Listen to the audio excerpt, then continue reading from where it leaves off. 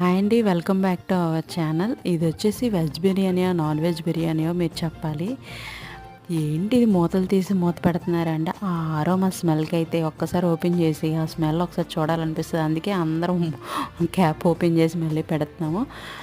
ఇది veg biryani non veg biryani మీకు ముందే అర్థమైపోయి ఉంటుంది. క్యారెట్ అంతలా ఉంది అని అంటే ఇది వెజ్ బిర్యానీ అని అలా అనుకున్న వాళ్ళైతే కామెంట్ అయితే చేయండి. ఇలా చేసుకుంటే అసలు టేస్ట్ అయితే చాలా, అసలు నాన్ వెజ్ బిర్యానీ కన్నా ఈ బిర్యానీ చాలా టేస్ట్ అయితే ఉంటుంది. మీరు కిందని మనం ఎలాగైతే చికెన్ గ్రేవీలా చేసుకుంటామో అలాగే ఇందులో కూడాను పొటాటో అలాగే మనకి మిల్ మేకర్ ఈ రెండు కూడా గ్రేవీలా చేసి చేసుకుంటే కర్రీ వేరేగా అవసరం అయితే ఉండదు.